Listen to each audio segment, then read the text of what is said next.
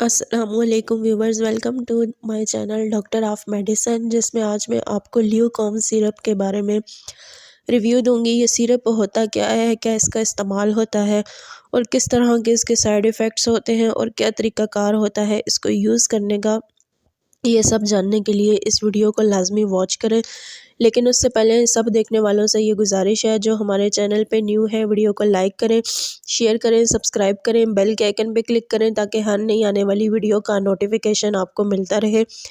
Thank you so much. बात करते हैं ल्यूकॉम सिरप के बारे में। ये in the form of tablet भी अवेलेबल होती है और ये डिज़ाइन की गई है फॉर द लिकोरिया जो फीमेल्स की एक कंडीशन होती है, उसके लिए ये प्रेस्क्राइब लाई जाती है, या जो इरेगुलर वेजाइनल डिस्चार्ज होता है उस मकसद के लिए इसको यूज़ में लाया जाता है।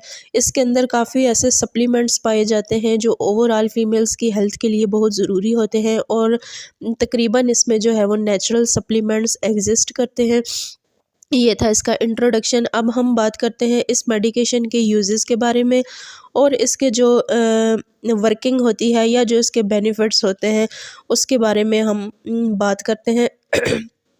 ये medicine basically stimulate astringent action in vaginal mucosa and reduce excessive vaginal discharge in the vaginal tract, overcomes malodour, reduce pelvic congestion and relieve pruritus vulva, restore vaginal pH. उसके अलावा जितने भी एक्सेसिव वेजाइनल डिस्चार्ज होते हैं, आपको अगर कोई infection हो जाता है, अगर आपका जो डिस्चार्ज है वेजाइनल का वो फंगल इन्फेक्शन की वजह से है या बैक्टीरियल इन्फेक्शन की वजह से है या प्रोटोजोल इन्फेक्शन की वजह से है, तो इन कंडीशंस में प्रेस्क्राइब किया जाता है। उसके अलावा अगर आपको एबनॉर्मल एक्सेसिव वेजाइनल डिस्चार्ज है जो कि प्रेगनेंसी के साथ अमूमन औरतों को होता है, तो इस कंडीशन में भी आप इसको यूज़ कर सकते हैं।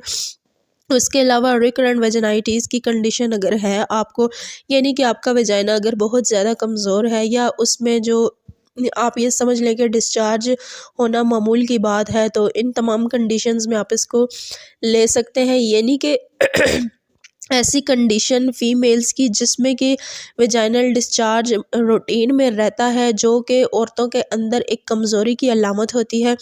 फीमेल्स इसमें बहुत ज़्यादा वीक हो जाती हैं, उसके साथ साथ उनकी जो ओवरऑल बॉडी हेल्थ है वो बहुत ज़्यादा डैमेज हो रही होती है। उसके अलावा उनकी हड्डियाँ वीक हो रही होती हैं, उनकी जो कलर कम्प्लेक्शन है वो ख़राब हो रहा होता है, बाल उनके ख़राब हो रहे होते हैं, स्किन ख़राब हो रही होती है। उसके अलावा फेस पे एक्नी, पिंपल्स, छाइयाँ, इस तरह की कंडीशन भी नुमायाँ हो रही होती है। ब्लड बहुत ज़्यादा कम हो रहा होता है। तो ये तमाम ऐसी कंडीशंस हैं जिनकी रोकथाम के लिए इस सिरप को प्रेस्क्राइब किया जाता है।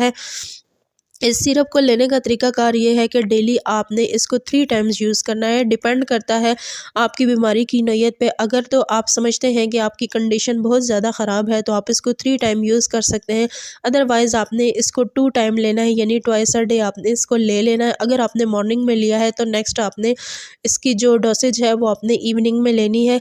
ये थी इसकी डोसेज। अब हम बात करते हैं कि किस तरह से आपने इस सिरप के साथ साथ जो है वो अपनी हाइजीन का ख़्याल रखना है।